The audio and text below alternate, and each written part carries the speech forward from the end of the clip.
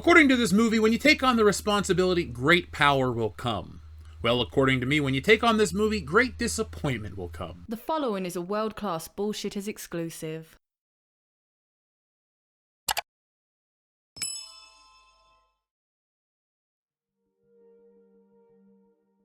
Sony just released their newest picture in the Spider-Man universe, Madam Webb.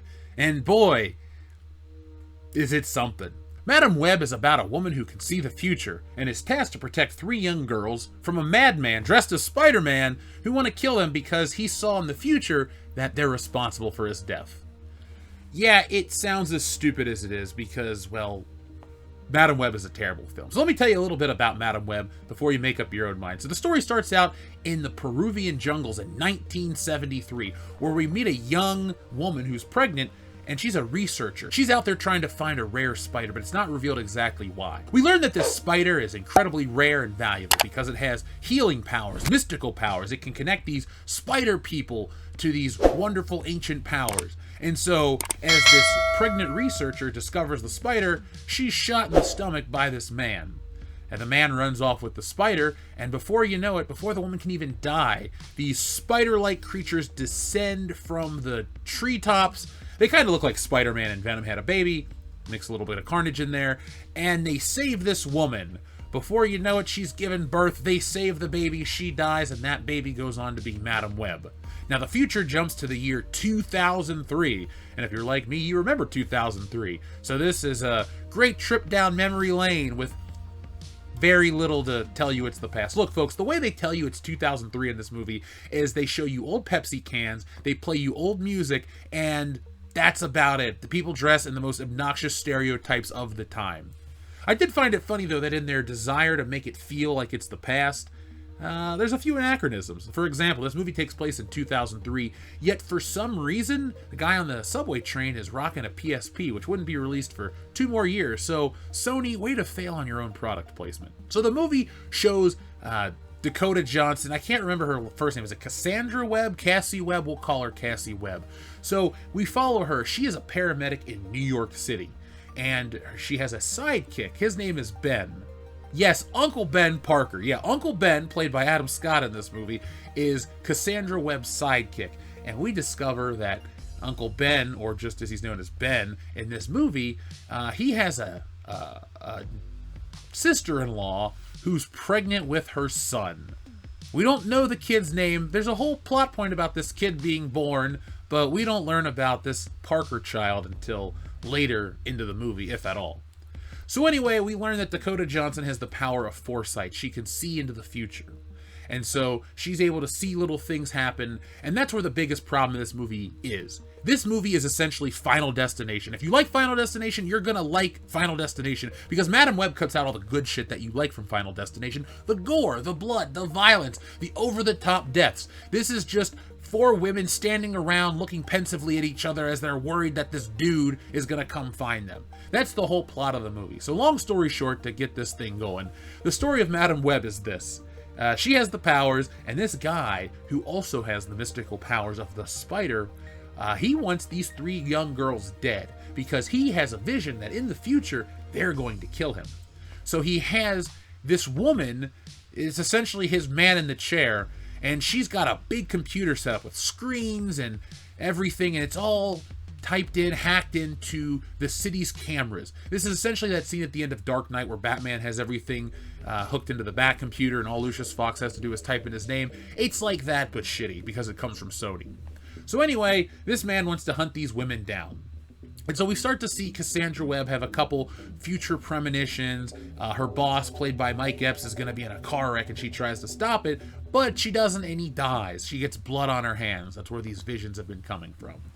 So long story short, after the trauma that is her boss dying, she decides to take some time off of work. So while she's off of work, she gets a phone call from Uncle Ben, and he says, hey, our boss's funeral's today, you should come up, it might be good for you and us. So she goes on a train to go see her boss, well, go to visit the funeral of her boss, and all of a sudden she starts getting these premonitions. All these things start popping up on the train, and she has a vision that the man that's not Spider-Man is going to come in and kill these young girls. So she convinces the young girls to leave the train, And all of a sudden, here comes the Spider-Knot Man. And he comes in to attack them. They fight, and they escape the subway. And so the girls with Dakota Johnson all run off, and they go to the woods. It's a lot like the Ninja Turtles movie. When they need to escape the city, they go out to the countryside. So this is where the movie gets worse, even though it was already pretty bad. So she leaves the girls in the forest to go home because she's got to discover something. She realizes that she needs to do something. And what that something is she needs to go home and read her mother's notes because this is all starting to sound familiar, like she knows it. So anyway, while the girls are waiting, they decide to go a few miles down the road to a diner. And in that diner, they meet these young boys. They all start dancing. And all of a sudden, the girls get attacked by the Not Spider-Man. And then you realize, oh, this is all a premonition. And so Madam Webb is actually on her way to save the girls. So you get the same setup of the girls with the boys, and they're listening to Toxic by Britney Spears. And all of a sudden, here comes the Not Spider-Man, and he gets hit by a taxi cab because Madam Webb had stolen a taxi cab, and she drove it through the window. So her and the girls go running off. He chases them down some more. They go and they hide in this hotel. The movie then picks up where we see basically the girls and Madam Webb become friendly, and they decide that they're going to take down the Not Spider-Man together. So long story short, Madam Webb has these visions, and she knows what she has to do. So the girls and her are trying to escape. They end up fighting the Not Spider-Man. He's coming in at them. He doesn't have webs. He just runs on walls and climbs and clings on walls. And it's weird, too, that his suit is almost identical to like a black and red Spider-Man costume, kind of like how Miles Morales looks. So in this alternate reality where there is no Spider-Man, all the Spider Totem people look just like this suit that Peter Parker's going to design. So I guess they're trying to tie things together to tell you that even the origin of the Spider-Man costume is rooted in this, supernatural whatever. I don't care. It was stupid. Long story short, the girls chase this guy down. They lure him to an explosive factory. Yeah. And they take these road torches and they start lighting shit on fire. And then the factory explodes. And they go up to the rooftop because Madam Webb has this vision that a helicopter is going to save them if they go to the rooftop. So they go to the rooftop, and there's the helicopter, and the roof is exploding, the building is exploding, everything's exploding, and all of a sudden, from the floor comes the Not Spider-Man, and the Not Spider-Man goes to attack the girls and Madam Webb, and he learns throughout the course of this movie that it wasn't actually the girls that were going to kill him, it was Madam Webb. And just as he has this realization, this giant Pepsi sign falls on him and kills him. Yes, our villain of this movie is killed by product placement. And this isn't the only product placement for the Pepsi Corporation in this movie. Again, like I told you, when they want to show you that it is 2003, they put music, they show you old video games that shouldn't even be there, they show a Beyonce album, and they show you Pepsi cans. So if you were alive in 03, they got like the original, I think it's the original Code Red cans. They have Pepsi, regular Pepsi, designed just like it was back in 2003. So little did I realize that watching the movie that the Pepsi can would be the entire thing that tied it all together. It's like poetry, it rhymes. So after the vision of him dying comes true by death from the Pepsi sign, yeah, it's real. So he dies, the day is saved, except not really. When he falls from the Pepsi sign falls on him, she is thrown into the water by a blast, and she's saved by Sydney Sweeney, but Madam Webb is now blind. Her defining character trait is that she's a blind woman who can see the future. Well, now she's blind. So at the end of the movie, we see her in her apartment with the window that looks like a spider web, and I'm not making this up, and she's got these like Neo sunglasses on, and she's in a wheelchair like Professor X, and she hits the thing and wheels over, and she's like, I can see better than I ever have in my entire life. And essentially this is going to be like Charlie's Angels, except she's Bosley, and they're going to go off and fight crime together. She's this like super team. So she's the Professor X of the Webb crew, or whatever you want to call him. Long story short, this movie was fucking terrible. I apologize for cussing, but we're 11 minutes into the review, and I have to say that this movie was absolutely terrible. There wasn't a single thing that I found like actually enjoyable about this movie. I laughed, I didn't cry, I didn't kiss any money goodbye because I'm a Regal member, but I wasn't the only one who didn't spend money on this movie because I was the only one in the theater. Yeah, folks, check out our short here on YouTube. I was the only person to go see Madam Web. I was alone in a large auditorium. You know, I had reclining seats, a big bucket of popcorn, a Dolby screen, all this wonderful stuff. And at the end of the day, it was just me watching this movie. Do I regret watching this film? Yes, I do.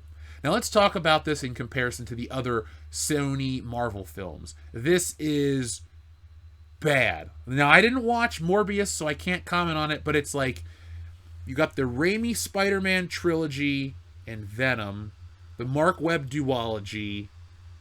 I'm assuming Morbius is somewhere in here, but Madam Web is just above what I'm assuming Morbius is. This movie is so bland. Like, I have never seen a film that takes place in New York City that has so little going on in it. It's empty. They go to Grand Central Station. They're downtown Manhattan. There are car chases in this movie. Oh, by the way, there's a car chase about to happen, and they just cut to it ending. You can tell how cheap this movie was made. It permeates every single frame of this film is the cheapness. You see that this movie is just an IP, and that's it. They had nothing planned. They had a little budget, and this thing's going to flop. No matter how cheap it was, no matter how underwhelming it was, or how understated it was a terrible film. It lacked everything. It lacked finesse. It lacked decent editing. The sound was bad. There was like a car chase going on that was about to happen where they show the car peel out. The audio's quiet. There's no pulse-pounding action. It's kind of quiet and humdrum, just like this movie. It's so boring, it's not worth your time. If we're going to compare this to the greater MCU, this movie lives alongside... It's above Eternals and the Marvels, but it's down there with the worst of the worst. I can't overstate how bad this movie is. This is like Fanforstic and Elektra bad. So if you remember those old age era Marvel movies, then you're going to remember to avoid Madam Web because it's not worth your time whatsoever. On a scale of 1 to 10, I'm giving Madam Web like a 4, maybe a 3. It's not fun. It's not coherent. It doesn't have much going on. It's weird to see these actors who are nearly 30 playing 15-year-olds, and they tell you how old the characters are. So it's not like they're, it's a vague window of time. It's adults playing kids, and they look like adults, but they're dressed like they live in 2003. It's really bad. It's really cringy. It doesn't have any of the modern sensibilities that people don't like about modern movie making. It's bereft of all that. So if you're worried about going in to see a woke movie, you're not going to see a woke movie. What you'll see is garbage. So be like Madam Web. Don't see this movie. Don't see anything associated with the movie. Skip it.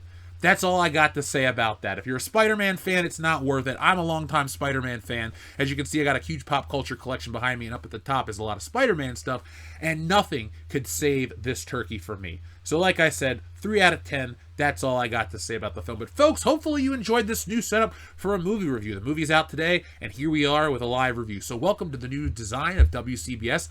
This is just the beginning of what we got going on. As you can see, I got my Beverly Hills Cop shelf, but I'm not done. So this is going to be a great pop culture collection, and we got a great one all the way down this way. So take a look, get involved with the channel. Hope you guys enjoy the new look, and if you're a patron, I'll be giving you guys a look around the collectibles very, very soon. But folks, thank you for watching. I'll be back next time with more. But in the meantime, be smart, be safe, be cool, but always be excellent to each other.